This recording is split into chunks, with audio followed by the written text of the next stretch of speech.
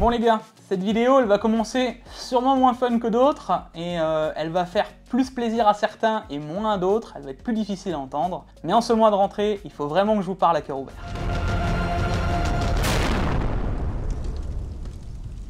Et salut les potes, c'est Jigfio, j'espère que vous allez bien. Aujourd'hui on se retrouve pour une vidéo où je fais table rase.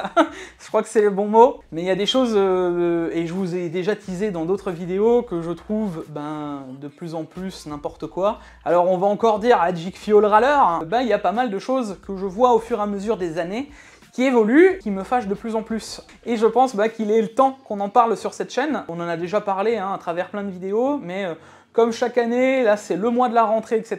Je pense qu'il est temps qu'on refasse un point là-dessus. Et j'y mets un point d'honneur. Alors je me remets en position d'un ton solennel. C'est pas mon habitude de vidéo où je suis d'habitude plus fun, mais j'aimerais déjà qu'on remette un peu tout ça dans le contexte. On est maintenant en 2023, 3 ans après une crise Covid, on a une guerre en Ukraine, on a un contexte économique qui n'est pas au top. Aux dernières nouvelles, si tu n'es pas sorti et que tu ne vis pas dans une grotte, tu dois savoir ce qui se passe dans le monde. Je mets tout de suite ça dans le contexte parce que vous allez comprendre que je le prends en compte dans tout ce qui va être tarification, dans tout ce qui va être discussion, et je le mets tout de suite au début de la vidéo. C'est totalement pris en compte, mais vous allez comprendre que j'aime moyennement qu'on nous prenne pour des jambons. Alors déjà, j'aimerais revenir un peu sur ce qui se passe sur YouTube, parce que ça fait maintenant quelques années que je suis là, mais on a quand même vu depuis quelques années des modifications d'un visuel hardware. Ce que j'entends, c'est, et ça c'est pas moi qui le dis, je peux vous montrer par exemple Google Trend. Alors c'est pas, ça a valeur d'exemple, parce que on peut trier par mots-clés et voir un peu les recherches en direct de YouTube. Mais je vous montre des exemples typiques, genre des chipsets de carte mère. On peut regarder par exemple le Z390 qui date de 2018 de souvenir, au Z690 pour avoir un truc plus récent que le Z790, et voir un peu comment ça se passait. À l'époque, on avait effectivement des pics, mais c'était pas vraiment des courbes. On avait au tout début un peu de courbes, et ensuite c'était des pics qui allaient en fonction, et on voyait que ça ne faisait jamais vraiment une courbe. À l'heure actuelle, maintenant, le Z690, on peut voir qu'on a des courbes. Donc vous aussi, en tant que viewer, vous avez complètement changé aussi le visuel. Et ça, je parle de ça. Je peux vous montrer le 9600K vs 12400F. Allez, je le place parce que vous savez que c'est le CPU que j'apprécie. Voilà, mais je peux en placer tout plein, alors qu'à l'époque, on avait un Google Trend bourré qui disait textuellement le mot setup. Je vois quand même qu'en France, on a une grande évolution dans le terme d'intérêt. Ne pas non plus oublier qu'on avait à l'époque des presses qui étaient quand même très spécialisées et qui continuent. On a toujours Comptoir du Hardware, le Cocotland, on a overclocking.com, etc., etc. Bref, tous ces acteurs-là aussi jalonnent notre quotidien en termes d'hardware. Et même eux se tournent de plus en plus aussi vers YouTube. D'ailleurs, si vous ne l'avez pas vu, il y en a aussi qui ouvrent leur chaîne. Donc voilà, on arrive doucement sur un climat YouTube qui a bien changé, de juste un setup où on présentait un PC sommairement. D'ailleurs, je peux vous montrer le Trend Benchmark qui est bien plus gros qu'à l'époque. En tout cas, en termes de France, maintenant, on a vraiment de jolies courbes. Voilà. Et ça montre que, en termes d'acteurs, parce que si je peux me considérer à mon niveau comme un acteur du marché, je trouve quand même qu'on a une belle évolution, en tout cas, de YouTube. Et je ne sais pas ce que vous en pensez, mais on va plutôt dans le mélioratif que dans le péjoratif. Et dans tout ça, les gars, je vois aussi énormément de choses et d'autres, des bonnes comme des mauvaises. Il faut aussi dire que là, cette vidéo, contrairement à ce que pourront dire et croire certains, va pas forcément me servir encore une fois face à certaines marques. Alors, il y en a peut-être qui disent oui, mais bon, tu détestes Nvidia parce qu'ils t'envoient pas les cartes, etc. Enfin, des détracteurs, etc. Dites-vous que si j'ai envie de tester une carte Nvidia, que si ce n'est pas Nvidia qui me les enverra, j'aurai toujours un autre partenaire qui pourra me la prêter. Voilà. Donc, ça n'est pas le problème. Ce que moi je déteste, c'est le marketing à outrance que les marques nous font vivre au fur et à mesure, et le mensonge perpétuel qu'ont les entreprises avec nous au final en termes de consommateurs. Et ça, ben, je trouve ça un peu aberrant. Donc bon, tout ça pour dire que oui, il y en a d'autres qui vont dire que bon bah c'est juste parce que j'ai envie de faire le buzz, et il y en a d'autres qui vont me dire, enfin bon, vous avez compris, je suis pas là, je suis de toute manière pas là pour me justifier, et je peux vous dire que dans un climat de l'hardware, certaines marques sont plus réticentes que d'autres à travailler avec moi, simplement parce que ben je vais pas aller par quatre chemins si je n'aime pas un produit. Là-dessus par exemple, parmi tant d'autres, hein, si je ne cite qu'Intel, regardez la review du 13900K, le titre ne parle que de lui-même. Quand je dis « il consomme autant que mon frigo », juste dans la miniature et dans le titre, enfin, c'est pas forcément bon pour Intel d'avoir un titre pareil dans une vidéo d'un CPU qui me prête, je veux dire, voilà. C'est pas pour autant que j'ai pas de très bons rapports avec Intel. Enfin bref, tout ça pour dire que si on doit se placer en tant qu'acteur du marché, que ce soit AMD, Nvidia, Intel, Asus, MSI, machin, etc. Ben là, ce que je vais dire aujourd'hui, et vous allez voir que j'ai pas mal de choses qui ne me conviennent pas à l'heure actuelle dans l'hardware, ben ça va pas forcément leur faire plaisir non plus, hein, et ça va pas forcément me servir en termes général. Et je vais pas vous mentir que ben de plus en plus, j'ai vraiment l'impression que on nous amène des produits qui sont de moins en moins finis, avec de plus en plus de prix, et qui sont de moins en moins intéressants. Et ça, c'est pas une histoire de démotivation, de désintérêt, au contraire, j'adore toujours autant l'hardware, et c'est justement le climat qui est en train d'être créé par les marques au terme général, qui me déplaît de plus en plus, parce que, ben, au final, effectivement, plus de gens s'intéressent à l'hardware, mais plus de gens sont aussi finalement débutants.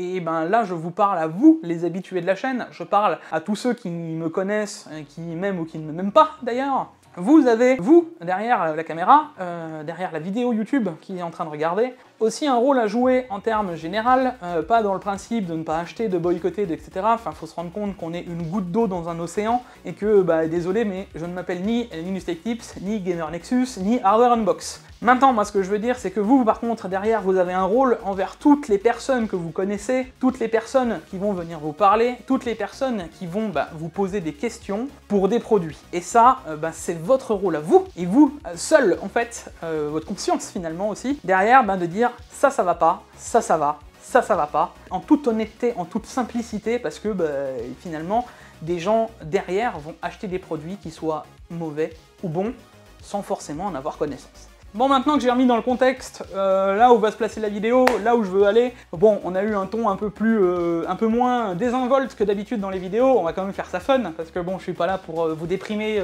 en termes général, quand on vient sur YouTube et dans des vidéos, je pense que c'est quand même pour passer un bon moment. Donc, voilà, on va reprendre ça dans la bonne ambiance. Je vous propose un truc, comme d'habitude, la magie du montage. Bon, alors... Et on va attaquer par le premier sujet que j'ai envie d'aborder sur les arnaques et les problèmes des PC hardware en 2023. Les cartes mères. Et oui, là vous pouvez le voir, on a une Z390, et là on a une Z690. C'est pas pour rien que je vous en ai parlé juste avant. Vous montrer qu'on a vraiment un gros problème en termes général dans l'hardware. On est sur des gammes qui sont plus ou moins équivalentes. Là on a une Z390 à Aorus Master, qui à l'époque, je vais pas vous mentir, m'a coûté littéralement un bras. Je disais, mais c'est juste improbable déjà d'avoir des prix de cartes mères aussi haut. Alors, c'était des prix qui, je crois là, je dois avoir un screen qui se promène, bien me le mettra, mais c'était 310 € la carte mère, c'était énormément cher. On remet dans un contexte où le 9900K vient d'arriver. On se rend compte que le 9900K qui est compatible avec les Z370 se fait surchauffer certaines CM parce que elles n'étaient pas prévues au niveau des VRM. Et tu te retrouves avec une Z390 qui est bien plus performante que la Z370 Gaming 7 de l'époque par exemple. Bref. Et de ce côté-là, tu as une Z690, alors c'est une E-Gaming, j'aurais pu prendre n'importe laquelle, mais imaginons que ce soit une Z690 à Aorus Master, donc la même carte mère que de ce côté-là. Là on est à 310 €, et là on est passé à 630 €. J'aimerais vraiment un moment, alors comme j'ai dit, je prends en compte tout ce qu'il y a derrière, mais j'aimerais juste qu'on m'explique de comment on est passé de cette carte mère à cette carte mère et qu'on a fait littéralement x2 en termes de tarification. Et ça, c'est que parmi une des choses qui ne vont pas, c'est comment par exemple de cette Z390 qui était quasiment la plus haut de gamme. Alors à l'époque il y avait l'extrême, l'extrême est sorti un peu plus tard à 400 $, allez 500 € pour voir large, et ensuite on a eu la Waterforce ou l'Aqua en X570, enfin je replace un peu le contexte, mais 2018, 2019, 2017, c'est pas si loin, tu vois. Une Aqua qui était titrée dans les articles de presse à gauche et à droite, une carte mère à 1000 €, c'était incroyable. Enfin, c'était surtout aberrant. Et tu prends d'autres cartes mères qui étaient testées à l'époque, pareil, on voyait des prix où on nous titrait, ou dans les annoncés des articles, on avait le droit à une carte mère beaucoup trop chère. La carte mère, elle valait 350 €. Et là, tu te dis, j'ai dû m'endormir à un moment et me réveiller 2 ans après, et du coup j'ai loupé 25 saisons, parce que si tu prends la première Z600 ou 790, parce qu'on a au Z790 là, entrée de gamme, donc la toute première de chez Aorus, alors certes c'est le chipset haut de gamme, mais même, si tu prends la première Z790, sans Wi-Fi, elle est à 290 €. Donc on est à 20 € de la plus haute gamme quasiment de l'époque, enfin il y a ça 5 ans. Ça choque que moi, faut arriver hein, en me disant ouais mais Jig, tu comprends, il y a des nouvelles techno, il y a des cartes mères qui sont plus performantes. À l'époque, la carte mère actuelle, c'est la meilleure carte... J'arrête tout de suite, je vous arrête tout de suite. Il va juste falloir déjà un truc, faut comprendre que à l'époque, cette carte mère, elle embarquait toutes les technos possibles et inimaginables qu'il y avait. Donc c'était aussi les technos les plus chers. T'avais le dernier Wi-Fi, t'avais les dernières USB, t'avais les machins, et on te justifiait déjà qu'elle était aussi chère, parce qu'il y avait les nouvelles techno. Alors oui, vous allez me dire, oui, mais il y a de la recherche, oui, mais... Non, non, non. ça ne justifie pas un x2 de tarif. Et surtout que, là, encore une fois, je vous invite à aller regarder les prix des composants en termes général, hein, que ce soit une plaquette de Wi-Fi, un machin, un USB, un truc, enfin, renseignez-vous un peu dans tout ce qui est microélectrique. Et puis vous allez vous rendre compte que c'est pas ça qui justifie un rail d'USB 3.2 par exemple, c'est pas ça qui va le justifier par rapport à l'autre carte mère. À un moment, il va falloir, oui effectivement, on a eu des matières premières qui augmentent, on a des matières premières qui disparaissent, on a plein de choses, on est dans un contexte difficile, mais c'est pas justifiable en x2, on parle de 200% les gars. On parle de cartes mères qui maintenant, à l'époque on titrait 300 € c'est trop cher, à des cartes mères qui sont, si tu veux, un mid-gamme, haut de gamme, automatiquement plus cher que le CPU quoi. Cette carte mère, elle est quasiment plus chère que le plus gros CPU de la gamme, le i9. Et là, c'est pas parce que c'est Asus. J'aurais pu te mettre la Master, j'aurais pu te mettre n'importe laquelle. Cette carte mère, elle est quasiment plus chère que le i9. D'où est-ce qu'on a vu que les cartes mères sont plus chères que les CPU. Et alors, le coût des USB, je vous en montre par exemple, hein, mais prenez la Z790 Aorus Master, regardez le nombre d'USB à l'arrière, regardez le nombre de connectiques, et je vous laisse voir la connectique de la première carte mère en Z790. Parce que j'ai aussi besoin de vous dire que ça colle pas. Donc on peut pas nous justifier que par oui mais il y a le chipset, oui mais il y a la nouvelle techno, oui mais non, non. Il y a un moment où les marques, elles se sont dit « Oh ben tiens, on a sorti une Aqua qui se vendait 1000 €. » Alors, l'Aqua, c'est une chose, hein. Déjà, ASRock, à l'époque, l'avait numéroté, machin, c'était censé être une carte mère d'exception. Alors, vous allez me dire « Mais Jig, un peu hypocrite ce que tu me dis, parce que d'un autre côté, tu présentes des Apex. » Que ce soit, là, je parle de l'Apex, hein, je pourrais très bien parler de la MSI, parce que voilà, il y aurait MSI qui me l'enverrait, ben je testerai de la MSI. Déjà là, les gars, on va être un moment d'accord. Chaque carte mère, encore une fois, a un intérêt. Alors, je dis pas que cette carte mère n'a pas d'intérêt par rapport à celle-là. Il y a un budget pour tout, ça j'entends. Maintenant, de là à ce que on se dise, bon, c'est bien les gars, mais on se rend compte que finalement, après une étude de marché, tout le monde peut acheter des cartes mères à 400, donc on va mettre toutes les cartes mères à 400. Il y a peut-être une différence quand même, hein. Il y a une différence de poids et de mesure. Et ça, moi, ça me choque. Et ça me pose problème. Ça me pose vraiment problème. Parce que je vous prends l'exemple d'une Apex. Alors, parce que c'est le cas, voilà, parce que c'est le cas qui va m'être reproché. Je vous prends l'exemple d'une Apex. L'Apex, elle a une utilisation une seule et unique. C'est d'aller en overclocking extrême. Donc d'aller démonter, tu démontes tous les rats qu'il y a dessus. Et tu recouvres littéralement toutes les pins de vaseline, voilà, pour poser un godet et faire de l'azote liquide. Voilà. Ça, c'est l'utilisation d'une Apex. Alors, je vais être très cru, hein, mais ça c'est pour Asus, c'est pour MSI, hein, MSI d'ailleurs on va rediscuter d'autres choses, mais ça c'est voilà, et que j'en ai rien à faire hein, d'avoir littéralement 25 bandeaux de LED sur ma carte mère. J'en ai rien à faire d'avoir 550 000 USB à l'arrière de cette carte mère.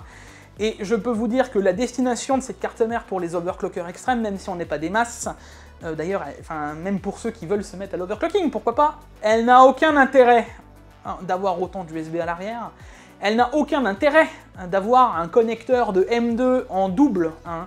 Elle n'a aucun intérêt d'avoir, hormis en fait, plus nous casser les burnes, parce qu'il va falloir qu'on protège la carte mère. bah elle n'en aura pas plus. Et ça, je l'avais déjà dit dans la vidéo où j'ai présenté les Apex la dernière fois. Le truc, c'est que ça continue. Alors là, on va te mettre un super gros rad, machin, bien taillé. Ah ouais, elle est magnifique la carte mère. Tu le démontes et tu mets de la vaseline hein, sur la CM, d'accord? Alors, là derrière, intervient le marketing. Alors, comme je le dis, là est peut-être le moment où je dis, bon bah ouais, c'est nous qui la présentons, il y a overclocking.com et d'autres, mais quand on va la présenter, bah, c'est la seule carte mère qu'on va pouvoir présenter pour l'OC, où elle est dédiée à une fonction spécifique. Et là-dessus, ben, on se retrouve avec une carte mère que 99% des gens n'utiliseront pas pour la bonne fonction, et du coup, ils se permettent de mettre des choses complètement inutiles qui coûtent plus cher à la carte mère, forcément, de fait de rajouter 25 millions d'USB, de rajouter 25 millions de connecteurs et de rajouter 25 milliards de trucs, ça ne sert à rien. Parce que, je vais être très clair, avoir du RGB sur ma carte mère quand elle est sous azote, je n'irai jamais acheter un bandeau de LED pour l'allumer, quoi. Alors on va te dire, oui mais Jig, c'est ton utilisation, il y en a peut-être d'autres qui voudront la mettre dans un PC après.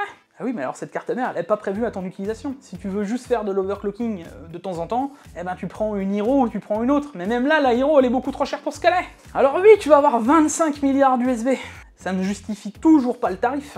Et là, je vous dis ça parce qu'une Apex, en 2017, c'était 300-350 €, à une époque où on parle d'une Apex qui est à 850. Et là, tu vas rajouter à une MSI Unify X, par exemple, même principe, même punition. Là, quand j'en discutais avec MSI, ils étaient en train de me dire « Ouais, on revient un petit peu en arrière, avec moins de RGB, des cartes mères plus sobres. » Et ça, vous pouvez voir de la gamme. Allez voir, hein, les Tomahawk sont plus sobres, les Unify sont plus sobres, beaucoup plus noirs, moins de RGB, blablabla. Ouais, ok.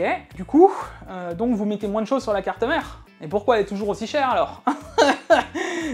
On en revient de nouveau au même principe. Alors, ils ont mis moins de choses sur la CM pour au final la sortir encore plus chère. Et le truc, c'est qu'il y en a de moins en moins qui ont envie de faire de l'overclocking dû à ça. Au final, parce que si tu dois payer un CPU à 600 balles et une carte mère qui en vaut 800 pour pouvoir overclocker ton CPU dignement, ça te met tout de suite un frein, hein. Je veux dire, voilà. Donc derrière, ça c'est vraiment un truc qui, moi, me met en colère de plus en plus. Et ça, c'est juste avant l'annonce des Z790 extrêmes, là, qui vont sortir. Je sais plus comment elles s'appellent, mais bref, les nouvelles qui vont remplacer les Z790 actuels, où on nous dit, ah bah ouais, on va avoir un Wi-Fi 7, 2 USB de plus, géré par le CPU. Et on va les justifier avec 100 balles. Voilà, ça va être le concept. À quel moment, vous allez avoir besoin du Wi-Fi 7, parce que déjà, trouvez-moi des composants qui vont être compatibles. Alors là, vous allez me dire, ouais, Jig, mais t'es réfractaire avec la technologie, pas du tout. C'est juste que, avant d'adopter une techno, c'est bien de se dire, ah ouais, on aura une Z790 extrême compatible Wi-Fi 7. Si le Wi-Fi 7 se développe, déjà, Wi-Fi 6, les gars, qui a une box Wi-Fi 6 qui a un routeur chez lui Wi-Fi 6? Et là, tu vas te dire, ah ouais, mais un jour, on aura des composants Wi-Fi 7, ok, et d'ici là, tu auras sûrement changé de carte mère. Donc au final, tu vas payer un composant qui va être présent sur ta CM, que tu n'utiliseras jamais, que tu vas devoir payer au prix fort, parce que c'est une nouvelle technologie qui, au final, est en early adoption, et qu'on te force à mettre sur une carte mère. Mais encore une fois, on revient de nouveau dans un contexte où les cartes mères sont beaucoup trop chères et dans tous les sens et on nous force à accepter des technos qu'on n'en a pas besoin. Le problème arrive de plus en plus fréquemment, hein. Alors on a des technologies qui sont de plus en plus performantes mais qu'on nous oblige à payer au détriment finalement des gens qui vont devoir acheter des composants qui n'ont pas forcément de budget, dans justement un contexte où c'est inflationniste et c'est compliqué d'acheter des composants. À mon sens, c'est sans queue ni tête. Magie du montage. Le deuxième sujet, vous savez qu'on y est arrivé, les cartes graphiques. Là déjà vous devez mourir de rire. Bon, alors c'est pas fait exprès qu'on est nouveau à Horus et Asus, hein, mais 1080 Ti, dernière bonne carte à bon prix à mon sens. Enfin, là on y retourne un petit peu, hein, on revient un peu au réel. 4090, alors là c'est une Strix, ça aurait pu être n'importe laquelle. Hein, le principe, c'est pas encore une fois la marque que je vais blâmer, mais le constructeur derrière. Y'a que moi que ça choque? Non, parce que alors, je vais remettre encore une fois dans le contexte, hein, 2017, sortie de la 1080 Ti, prix moyen 800 €, allez, histoire d'avoir, là, la Horus extrême, hein, 800 €, les autres 750, 700 en fonction. Quand ça venait de sortir, c'était un peu plus cher, ensuite ça a tout de suite descendu à 700. Puis là, t'as une 4090 qui est produite en série par Asus, qui est une carte totalement basique, c'est une Strix, ce n'est pas une Matrix, ce n'est pas une Poséidon, qui a été vendue 2400 € et qui est toujours vendue plus ou moins 2200 €. Soit 3 fois ça, hein. Pour acheter une 4090, c'est 3080 Ti. Alors là, on va revenir au contexte. Déjà, la première chose, hein, parce que je vous vois, ouais, bah c'est pas les mêmes technos de Gixio, ouais, bah ouais. Alors, revenons tout 2018, sortie des 2080 Ti, j'aurais pu vous sortir un autre carton qui est là-bas, hein, mais on nous arrive avec des 2080 Ti, on nous vend que la 2080 Ti ça va être incroyable, du ray tracing dans tous les sens, une nouvelle techno, le DLSS. Ça fait maintenant, et déjà 5 ans qu'on nous bassine avec cette techno, arrive, alors là vous allez dire de nouveau, oui mais non, c'est une techno qu'on nous bassine depuis 5 ans. Quand ils sont arrivés, ils nous ont tout de suite dit ce sera rétro-compatible avec toutes les futures cartes, on arrive 2 générations après, hein, 2000-3000, et du coup DLSS 3, rembarré, c'est pesé, ce sera compatible qu'avec la génération 4000, et les autres, allez vous brosser. Et je veux pas revenir sur le principe qu'une 3090 Ti a été sortie à 2200 € de prix MSRP en mode ouah, la plus grosse carte possible. Tu te dis bah ouais, cool, enfin là tu t'achètes une carte qui est censée durer longtemps. Ouais, pour te rendre compte que littéralement 3-4 mois après, on te sort une 4090 qui la détruit littéralement de 40%, quoi. 2200 € le GPU, hein. La 4070 Ti est plus ou moins équivalente, hein. Alors ouais, tu vas te dire, oh, mais il y a 24 Go de VRAM. Alors ouais, ça aussi, hein. Sachez une chose, que la VRAM la plus chère, et je crois que c'est toujours le cas, alors là, il y a peut-être des gens qui vont me reprendre, mais de souvenir, c'est toujours ça, c'est l'HBM le plus cher, hein. Les seuls à avoir implémenté de l'HBM à l'époque, c'était AMD, on a eu les Vega qui étaient en HBM2, ensuite on a eu la Radeon 7 surtout qui était en HBM2, qui avait 16 Go de VRAM. Donc déjà à l'époque, AMD avait visé en se disant « Ah, on va mettre une Radeon 7 avec 16 Go de VRAM en HBM2 ». Alors c'était équivalent à une 2080, voilà, mais elle était présente, elle a existé. Elle était même plus performante que la 5700 XT à l'époque. Peut-être que ça a changé maintenant, je vous avoue que j'ai jamais eu de Radeon 7. Si jamais hein, quelqu'un m'entend. Mais bref, enfin, c'était une carte qui était, on titrait à l'époque 300 € de souvenirs de mémoire, de prix de mémoire juste sur la carte graphique. C'était ahurissant sur une carte à 800. Donc ça veut dire qu'on avait à l'époque 300 € de mémoire, juste de mémoire apparemment, hein, c'est ce qui était titré en tout cas, juste sur la puce à 800 €. Est-ce que vous croyez, surtout à l'heure actuelle où la RAM elle s'est cassée la binette, hein, que ce soit la RAM classique et forcément les SSD, donc c'est pareil pour la VRAM. Est-ce que vous croyez que à l'heure actuelle, 24 Go de VRAM se justifie 2200 € par exemple de la 3090 Ti, tout la 4070 Ti qui consomme moins d'ailleurs en passant, hein, à 12 Go de VRAM? Désolé, alors je suis un peu encore une fois un peu titilleux, un peu esprit critique, je vous laisse imaginer le goût amer des gens qui ont eu une 3090 Ti en se disant bah ouais j'investis parce que là on sort d'un contexte compliqué de carte graphique à flux tendu. Pendant 1 an et demi, c'était compliqué d'avoir la moindre carte. Et là, ils se disent, c'est bon, j'y vais. 3090 Ti, bam, bim, bam, boum. Et tu te rends compte que la carte, 4 ans après, elle se fait défoncer par la génération d'après, quoi. Mais genre, pas d'un peu, quoi. Pour moins cher. En termes de respect de client, on a un level quand même très haut, hein. Enfin, après, chacun le prend comme il veut, hein. Mais il faut juste ne pas avoir la mémoire trop courte et se dire que les marques, sur certains points, c'est de l'abus. Et ça, c'est juste une partie. Enfin là, c'est Nvidia, je vous ai dit la même chose d'AMD. On a une 7900 XTX, on nous annonce des 100 FPS en 8K, hein, un FSR 3 qui devrait sortir 2 mois après la sortie, au plus tard. On arrive à bientôt 1 an, les gars. FSR 3 en automne, hein. L'automne il commence le 21 septembre, hein. Je l'annonce, mais il finit surtout le 21 décembre. C'est encore une fois un peu tatillon, mais même principe que quand Intel nous présentait des cartes. Alors, eux, il y a eu possiblement des vrais problèmes, on l'a découvert petit à petit, qu'effectivement il y a eu des problèmes au niveau des drivers, etc. On le voit encore. Ils ont fait de gros efforts, mais ce que je veux dire, c'est derrière, ça reste quand même un manque de respect, mais improbable pour le consommateur. Et ça, c'est un contexte, alors la carte graphique, c'est sûrement encore pire que la carte mère, quoi. Encore une fois, des technos ne justifient pas le prix d'augmentation de ces cartes graphiques. C'est pas parce que d'un coup, ah oui, mais on a rajouté, mais attendez, stop, enfin... C'est comme si je revenais à l'époque des 700, les gars. J'arrive avec ma petite 780, là, tu vois, je m'appelle Jensen, je vous pose la 780 comme ça, la nouvelle carte graphique. Avec ça, vous pourrez faire du Airworks. C'est cool. Une techno maintenant qui est implémentée littéralement partout, hein. Enfin, ça a été une early adoption encore une fois. Ce qui fait que du coup, la 780, je vais vous la vendre 3 fois le prix. Elle se serait pas vendue, hein. Et voilà. Donc, non, désolé, hein, le DLSS, oui, même si c'est une techno, oui, même s'il y a de la recherche et développement, oui, même si c'est une recherche et développement qui continue, déjà, je pense qu'en 5 ans, parce que c'est à peu près le retour qu'on a sur ce Comme disait Intel, par exemple, une puce, c'est une réflexion de 5 ans. Je pense que la techno, depuis, t'inquiète, elle a été amortie, quoi. Hein. Surtout avec le contexte qu'on a eu, les marchés qui ont été inondés. J'ai pu discuter avec d'autres acteurs. On arrive seulement à la fin des 3000. Ça veut dire qu'il y avait tellement de 3000 encore produits, tellement de 3000 en stock, tellement de 3000 à écouler, que la 4000 a été sacrifiée avec des tarifs complètement abusés pour vendre des 3000. Ça là, on est au moment où, juste au moment où je parle, là, on a la 7800 qui sort. 7800 XT qui a la performance d'une 6800 XT plus 5%, mais on se fout de qui en fait? Alors oui, elle est moins chère, ah oui, elle consomme moins, ah ouais, super, elle consomme 60 watts de moins quoi. Mais quel intérêt! Là pour l'instant on peut pas trop tirer sur Intel, ils ont qu'une génération, ils peuvent pas vraiment faire beaucoup de conneries, et heureusement, j'ai envie de te dire, ça viendra peut-être avec le temps, mais stop! Enfin bref, dans tous les cas les gars, l'écart graphique pour moi, c'est pas que ça me sort un peu par les yeux, parce que voilà, c'est des nouvelles générations, faut les tester, etc.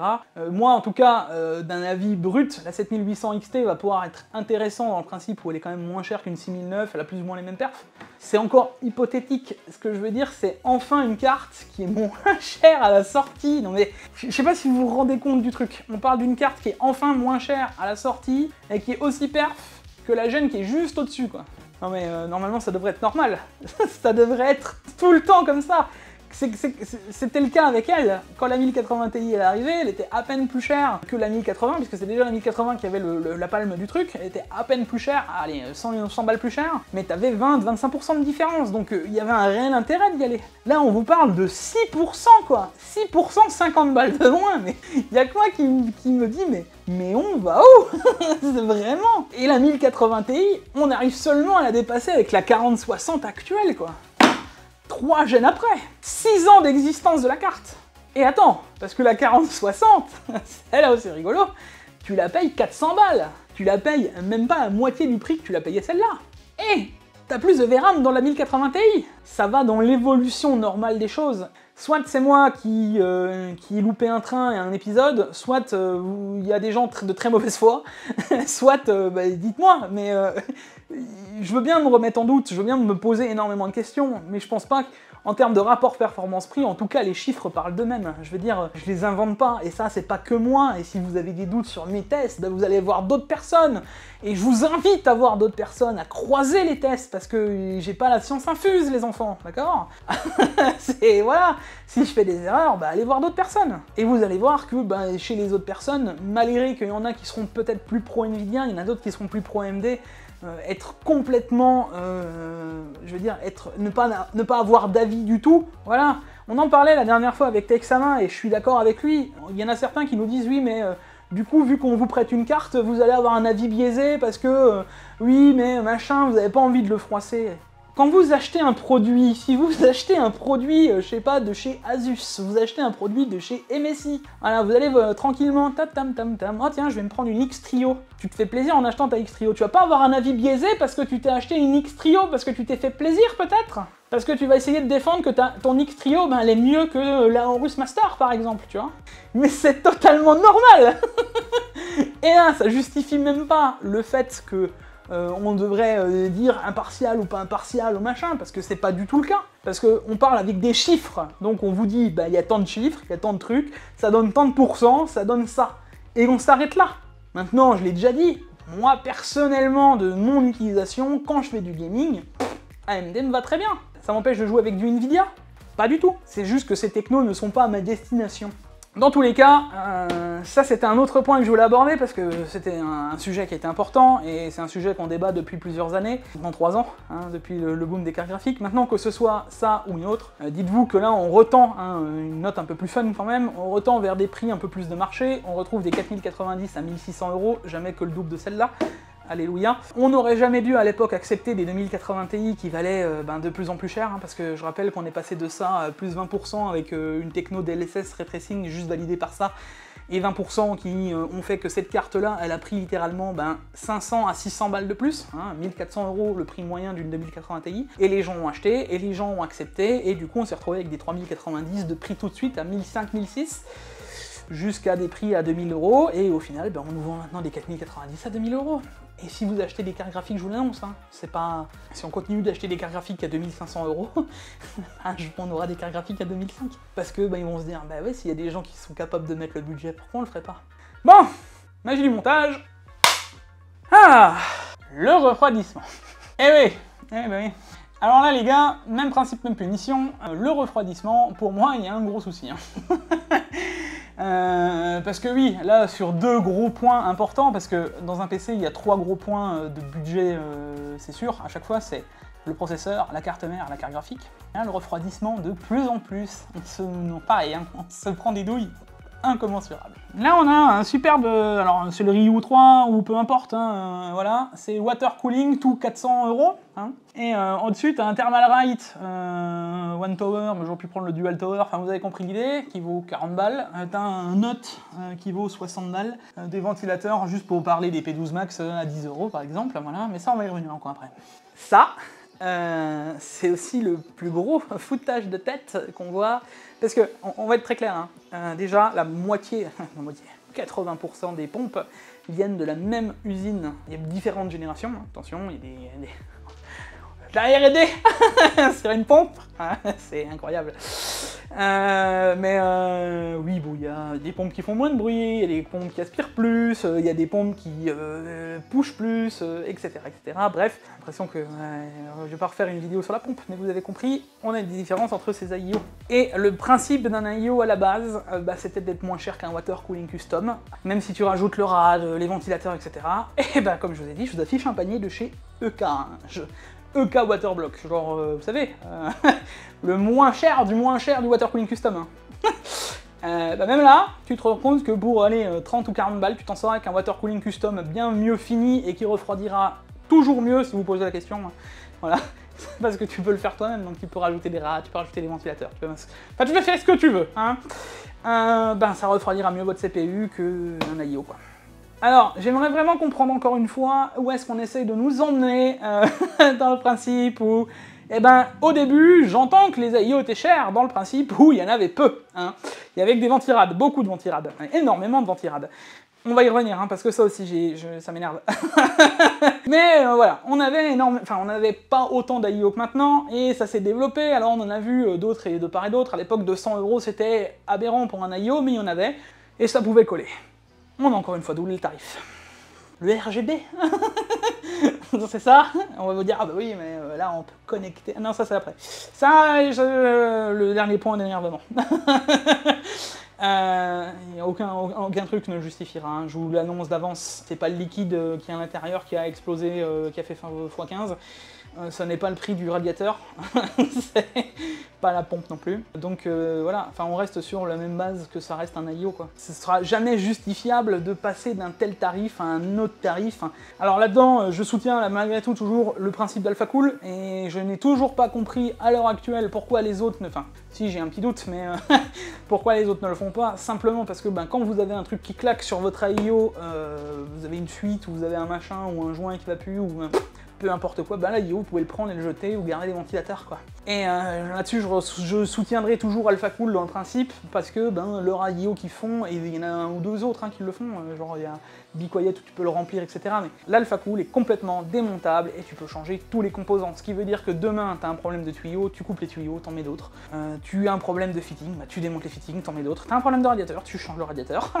Même la pompe est achetable à côté. Voilà. Donc même si ton AIO, tu l'as payé 120 balles, que ta pompe, elle t'en coûtera 60, mais qu'elle t'en coûtera 60 dans 4 ans, t'as toujours un truc qui t'aura coûté jamais que 180 € qui sera toujours moins cher que ça. Et ça, c'est juste pas... voilà, c'est quantifiable, d'accord? Et je trouve ça de nouveau, encore une fois, aberrant. Et alors maintenant, on arrive sur le ventirad. Oui, vas-y, défonce-les, les water cooling. Vous rigolez aussi ou ça se passe comment? Non, parce que j'aimerais encore que... Alors, il y a des innovations, genre là, par exemple, on sait que les P12 Max sont partis des meilleurs ventilateurs en termes de tarifs, hein, c'est un fait. En termes de performance, tarif-prix, ils sont quasiment battables. Thermalright, par exemple, on a vu que le Peerless Assassin 120 double tower, là, il écrase un HD15. Encore une fois, le NHD15, qui coûte 120 €. Ou qu'on te rajoute 20 € pour des ventilateurs noirs. À quel moment aussi? Va falloir juste un truc, hein. Oui, on est dans un contexte où effectivement tout coûte plus cher. Mais ça fait combien d'années qu'il a été rentable, le NHD15? Ça fait combien d'années qu'il existe? Ça fait combien de temps que Be Quiet, hein, alors, ceux qui défendent les ventirades, je vais être très clair avec vous, je vais être très cru aussi, C'est vos mères, Be Quiet et Binoctua? Non mais, enfin, vous avez des parts, vous avez des actions, vous avez des parts, il se passe un truc, je sais pas. Parce que vous êtes tous là en train de les défendre en mode « Oui, mais le NH des 15 !» Mais le NH des 15, il est à 120 putains d'euros depuis des années. Il aurait dû descendre, ils en ont vendu des millions des NH des 15 et des millions de Dark Rock Pro 4. Et on est toujours au même tarif. Alors maintenant on a des Thermal Rail qui arrivent. Et maintenant que ça se réveille, on sort un Dark Rock Pro 5. Et une blague. Et il va être à combien le Dark Rock Pro 5, juste par question comme ça? Pour une techno qui est éprouvée, c'est vous-même qui le dites. Ça choque que moi? Oui, ça m'énerve. Oui, ça m'énerve dans un point où, encore une fois, on nous fait gober des conneries et vous êtes là, ah bah ouais. Alors là, j'en profite aussi pour glisser un petit mot et je le remets là. D'ailleurs, tous ceux qui me vantent mondes et merveilles des ventirades, je vous invite à mettre un 13900K parce que tous ceux qui sont là en train de se dire « Oh oui, mais si, c'est vrai, mon HD 15, il refroidit super bien mon 13600K. » Ouais, d'accord. Alors déjà, et un 13900K, c'est pas un 13006, première chose. Deuxième chose, mets un 13900K dans une phase de rendu, non pas de gaming, où ton CPU il va tourner à 4%, hein, parce que voilà, et ensuite fais-le tourner face à un AIO même pas forcément incroyable, mais mid-gamme, tu vas te rendre compte que l'AIO, la plupart du temps, encaissera largement mieux que ton NHD15 la montée en température, sans que ton CPU se mette en sécurité, ça veut dire que il se bride, ou alors que ta config s'éteigne. Enfin bref, et en plus de ça, je reviens à ce que je dis à chaque fois, à ce que j'ai dit au début de la vidéo, parce que tu vois que ça m'énerve, ça m'emporte. Derrière la caméra, t'as aussi une valeur de l'aller le dire à quelqu'un qui va lui le croire, que lui va mettre un NHD15 avec son 13900K, et lui va se retrouver un jour dans mon Discord, ou dans le Discord de X ou Y personne, ou dans le forum de machin, et dire « Ah mais je comprends pas, mon NHD15 il tient pas mon 13900K !»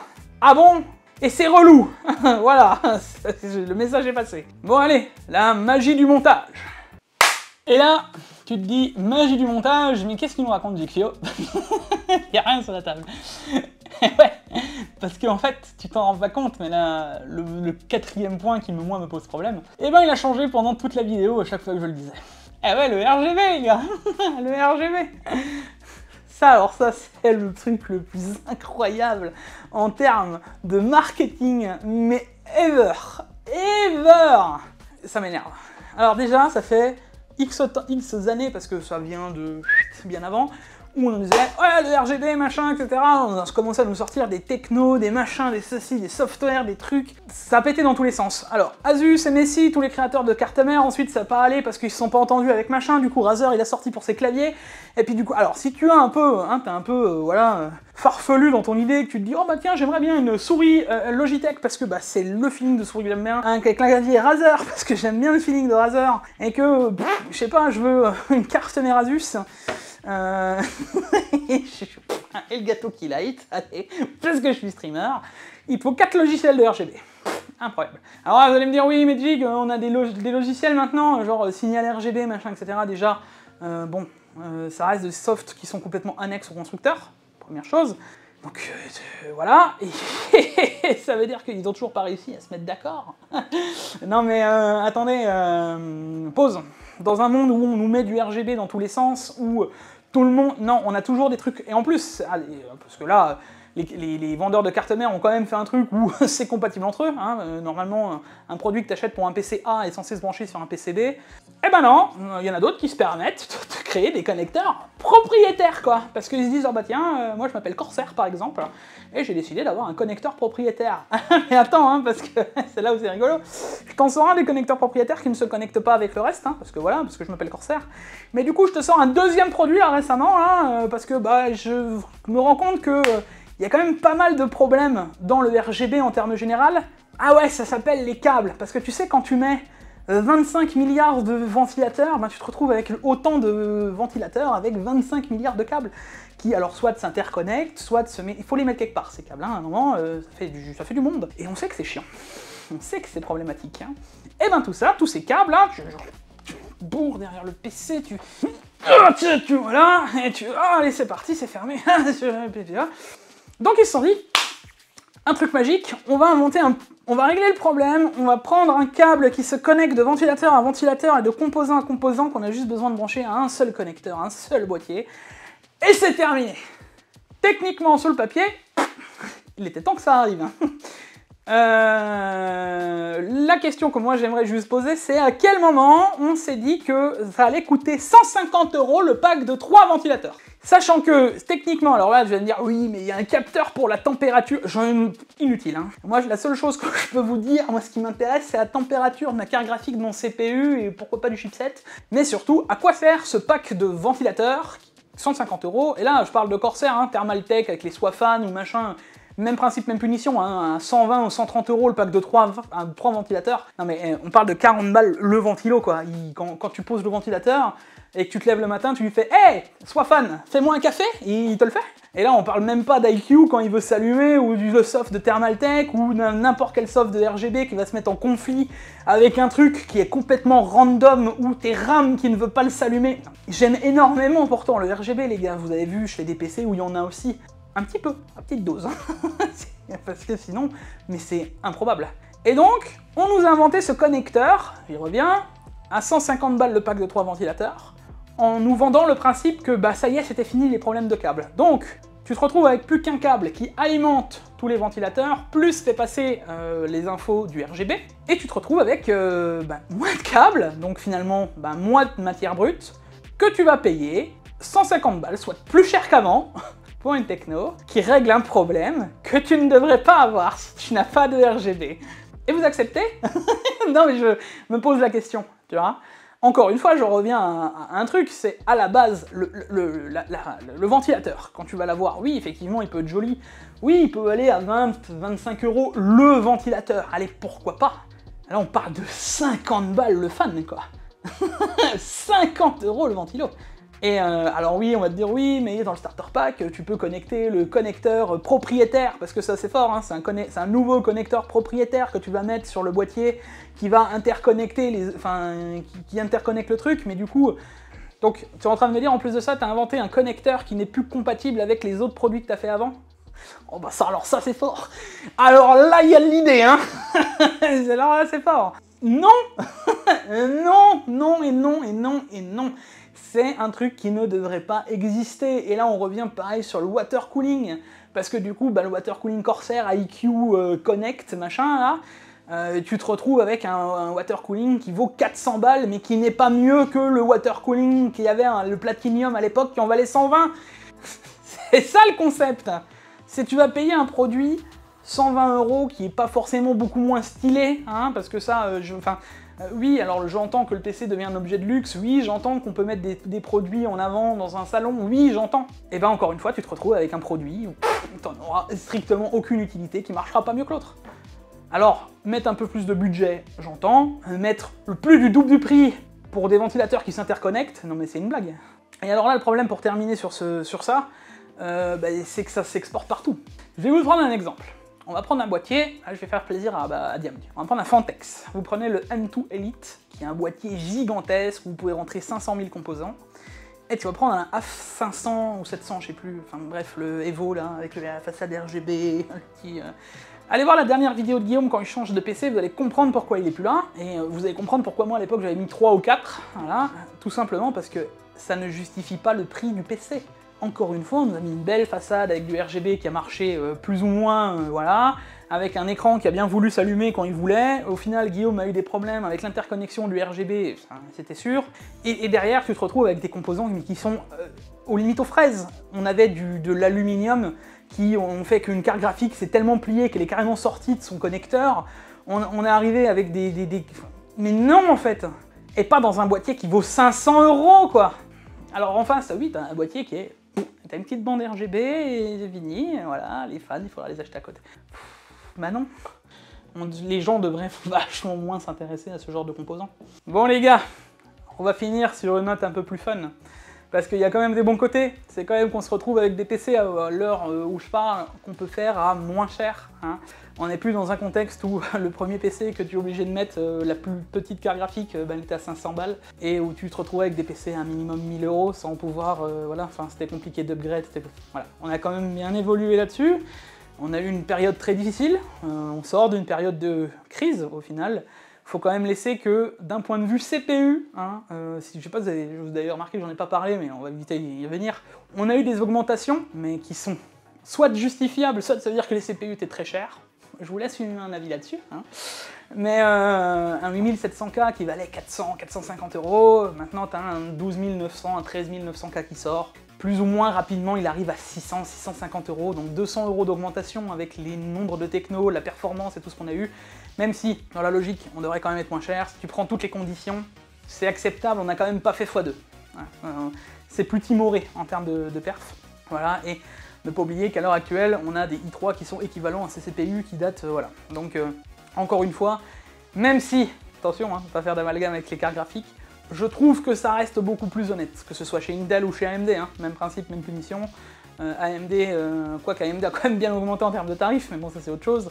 AMD a suivi le même mouvement, ils sont plus ou moins dans le même pricing. Quand tu achètes un 7950X X3D à 600-650 €, tu sais que tu auras un CPU qui est quand même ultra performant, même par rapport à ton 7600. Il y a une vraie gap de performance entre les deux, quoi. Donc là-dessus, ça reste... Et c'est hardware, hein, c'est pas un DLSS, quoi. On sait qu'on a quelque chose de solide. Voilà. On a quand même un bon côté du point de vue de la mémoire et de la RAM, hein, les gars. On va pas se mentir qu'on n'a jamais eu des RAM et des mémoires aussi basses. Même les Alim qui étaient en train de réaugmenter, elles se sont stabilisées, redescendues un petit peu. C'est pas les prix qu'on avait avant. On en retrouve des Alim en ATX 3.0 et en PCIe Gen 5 qui sont totalement corrects. Donc bon, bah ça va, ça se passe. Donc on finit quand même sur une touche où même les boîtiers, si on veut aller par là, on retrouve de tout, et de plus en plus de boîtiers mesh, pareil. À l'époque, souvenez-vous, c'était la grande époque où on avait des vitres, où on avait de la ferraille partout, où ça ne respirait pas. Les constructeurs ont entendu, hein, exemple de NZXT, hein, le H510 four, Flow, hein, quoi. Voilà, vous prenez maintenant les H7 Flow, sont quand même, c'est pas les meilleurs boîtiers, mais hein, il y a des efforts de fait.